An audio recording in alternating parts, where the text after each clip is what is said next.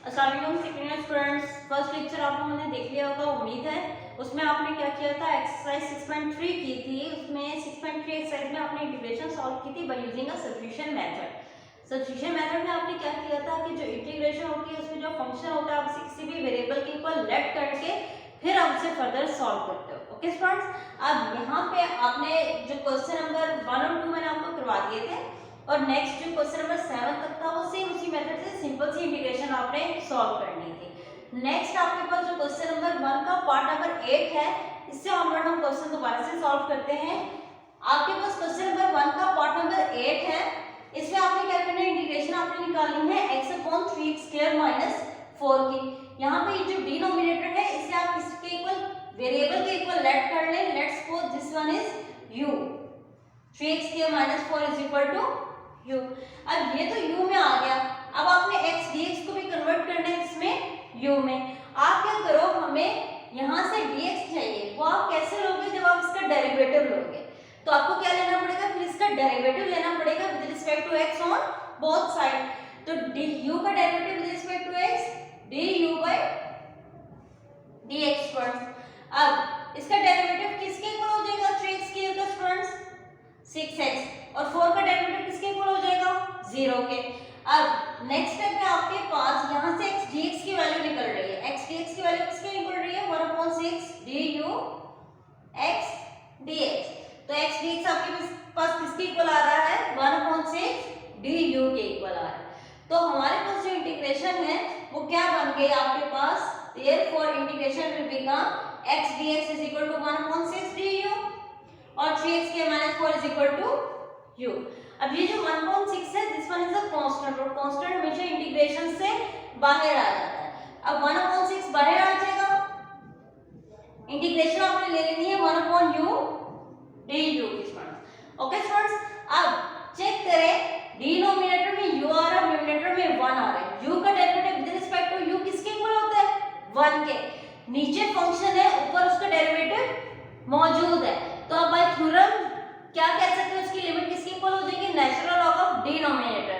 मैंने last lecture में भी आपको बताया था, जब भी डिनोमिनेटर में फंक्शन हो, न्यूमरेटर में उसका डेरिवेटिव मौजूद हो, तो उसकी इंटीग्रेशन किसके इक्वल हो जाती है, नेचुरल लॉग ऑफ डिनोमिनेटर के। तो आपके पास इसकी इंटीग्रेशन किसके इक्वल हो जाएगी students, 1/6 natural log of u plus c के। क्योंकि अब हमारा जो क्वेश्चन है वो x में है, हमें आंसर भी x में ही चाहिए, u में नहीं चाहिए।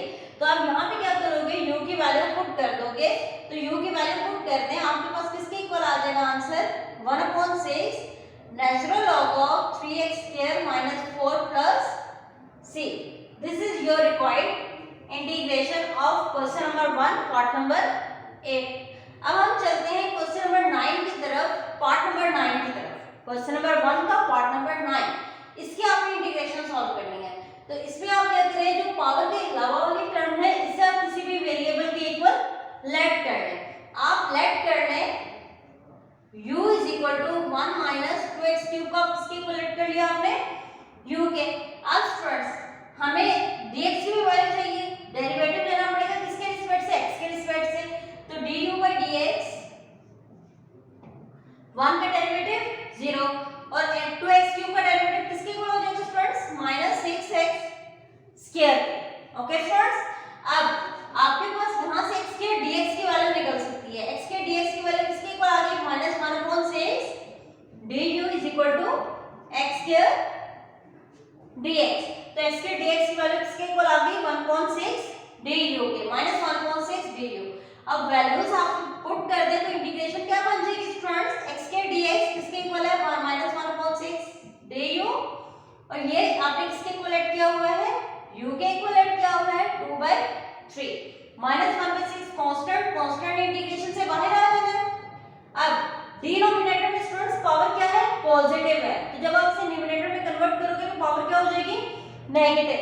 तो पावर नेगेटिव हो जाएगी, आपके पास क्या आ जाएगा, u की पावर -2/3 du आ जाना है। अब स्टूडेंट्स -1/6 u है, u का derivative with respect to u किसके इक्वल होता है स्टूडेंट्स, 1 के।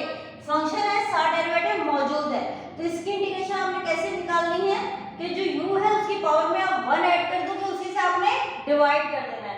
तो तो यहाँ पे आपने वो वाला थ्योरम यूज किया जिसमें आप क्या करते हो, फंक्शन और साब्स का डेरिवेटिव मौजूद हो तो आप क्या करते हो, फंक्शन की पावर में 1 ऐड कर देते हो और उसी से आप क्या कर देते हो, डिवाइड। तो आप इसमें 1 ऐड कर दें और इसी से आपने क्या कर देना है, डिवाइड, प्लस सी। आपके पास क्या आ जाएगा students, 1/3 plus C minus 3/6। U की वैल्यू पुट कर दें, यू आपके पास किसके इक्वल है, -1 - 2x क्यूब 1/3 1 - 2x³ 1/3 सी के। तो आपके पास क्या आ जाएगा, -1/2 1 - 2x³ पावर 1/3 सी।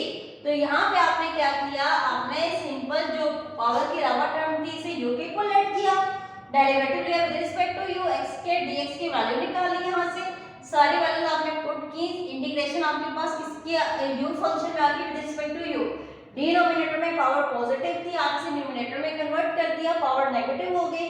फिर आपने यहाँ पे थ्योरम यूज किया कि फंक्शन है साथ का डेरिवेटिव मौजूद हो तो जो फंक्शन हो उसकी पावर में 1 ऐड कर देते हो, उसी से आप डिवाइड कर देते हो। ओके स्टूडेंट्स, अब इसका एलसीएम लेने से आपके पास क्या आ जाएगा, 1/3। डिनोमिनेटर में भी क्या आ जाएगा, 1/3। तो इसे आप सिंपलीफाई करोगे तो एंड पे आपने क्या कर देना है, u की वैल्यू पुट कर देनी है, क्योंकि हमें इंटीग्रेशन आंसर x में चाहिए, u में नहीं चाहिए। ठीक है स्टूडेंट्स, ये तो था आपका part number 8 and part number 9। अब नेक्स्ट हम चलते हैं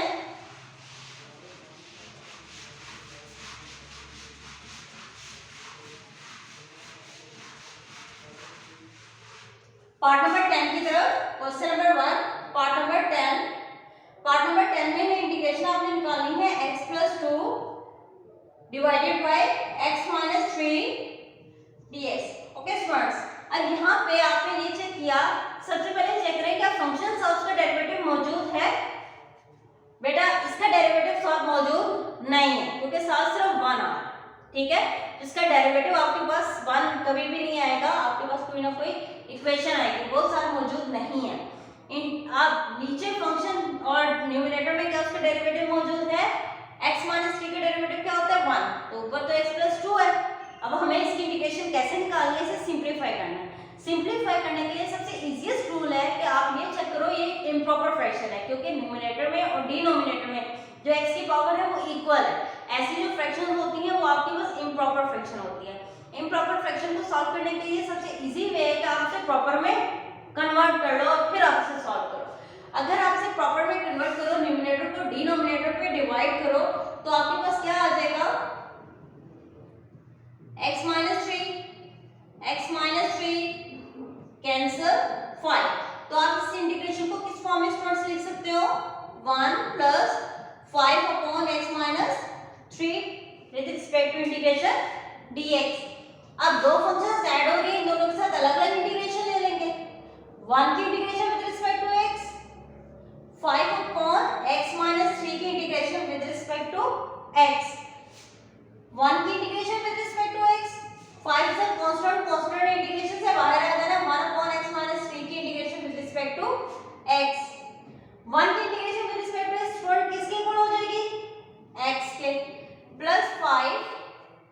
अब 1/x - 3 की इंटीग्रेशन, बेटा x - 3 आ रहा है, x - 3 का डेरिवेटिव किसके इक्वल होता है, x का डेरिवेटिव 1 और 3 का डेरिवेटिव किसके इक्वल हो जाएगा, 0 के। तो इसका क्या मतलब है, डिनोमिनेटर का डेरिवेटिव 1 के इक्वल है जो कि न्यूमरेटर में मौजूद है। डिनोमिनेटर में फंक्शन है, न्यूमरेटर में उसका डेरिवेटिव मौजूद है, तो बाय थ्योरम आप कह सकते हो इसकी इंटीग्रेशन किसके इक्वल हो जाएगी, natural log of denominator plus c। This one is your required integration of this improper fraction. आपने क्या किया, ये पेपर के पॉइंट ऑफ व्यू से भी इंपॉर्टेंट है। आपने क्या करना है, सबसे पहले इस इम्प्रॉपर को प्रॉपर में कन्वर्ट किया, प्रॉपर में कन्वर्ट करने के बाद आपने इसके डायरेक्ट इंटीग्रेशन सॉल्व कर ली। 1 की इंटीग्रेशन x और 5/x - 3 की integration natural log of x - 3 हो जाएगी। ओके स्टूडेंट्स, अब चलते हैं नेक्स्ट पार्ट नंबर 11 की तरफ। Question number 1, part number 11। Come to part number 11। Question number 1, part number 11। Integration आपने निकालनी है 1 + x 1 minus 2x divided by 1 minus 2x square dx। आप क्या करो, न्यूमरेटर को आपस में मल्टीप्लाई करवा दो। इन दोनों को आपस में मल्टीप्लाई करवाएं, क्या आ जाएगा students, 1 minus 2x plus x minus 2x square, 1 minus 2x square dx। ठीक है स्टूडेंट्स, आप इस फॉर्म में लिख सकते हो 1 minus 2x square minus 2x plus x, minus 2 plus 1 करते हैं तो माइनस 1 बचते हैं, तो माइनस x बच जाएगा, 1 माइनस 2x स्क्वायर dx। ठीक है, so we can write here 1 minus 2x square divided by 1 minus 2x square minus x upon 1 minus 2x square. आपने क्या किया, 1 माइनस 2x स्क्वायर को इन दोनों के नीचे अलग अलग डिवाइड कर दिया, this one is cancel out, क्या बच गया 1 minus x upon 1 minus 2x square integration with respect to x। अब दो फंक्शंस क्या हो रहे हैं, सब्ट्रैक्ट हो रहे हैं, इन दोनों के साथ अलग अलग इंटीग्रेशन ले रहे हैं, 1 की integration with respect to x upon 1 minus 2x square की integration with respect to x। अब स्टूडेंट्स 1 की integration we know that this one is x, 1 की integration with respect to x किसके इक्वल होती है स्टूडेंट्स, x के। अब आपने इसका चेक करना है, चेक करें, अगर मैं डिनोमिनेटर का डेरिवेटिव लूं तो डिनोमिनेटर का डेरिवेटिव स्टूडेंट्स किसके इक्वल होता है, 1 माइनस 2x स्क्वायर का डेरिवेटिव 1 का 0 और माइनस 2x स्क्वायर का डेरिवेटिव माइनस 4x के, लेकिन ऊपर हमारे पास सिर्फ x है। अगर साथ यहाँ पे माइनस 4x आ जाए तो आप इसमें थ्योरम अप्लाई कर सकते हो नेचुरल लॉ ऑफ डिनोमिनेटर वाला, कि नीचे फंक्शन है, न्यूमरेटर में उसका डेरिवेटिव मौजूद है, तो इसकी इंटीग्रेशन किसके इक्वल हो जाएगी, नेचुरल लॉ ऑफ फंक्शन के या नेचुरल लॉग ऑफ डिनोमिनेटर के। अब -4 लाने के लिए आपने क्या करना है, -4 से मल्टीप्लाई भी कर देना है और डिवाइड भी। ओके स्टूडेंट्स, माइनस माइनस क्या हो जाएगा, +1/4 और इसकी इंटीग्रेशन किसके इक्वल हो जाएगी, 1 minus 2x square plus c। ठीक है स्टूडेंट्स, यहाँ पे आपने क्या किया, पहले दोनों को आपस में मल्टीप्लाई किया, मल्टीप्लाई करने के बाद से सिंपलीफाई कर लिया, 1 माइनस 2x स्क्वायर इन दोनों के नीचे अलग अलग डिवाइड कर दिया, ये आपके पास फॉर्म आ गया। 1 की integration with respect to x x के इक्वल होती है।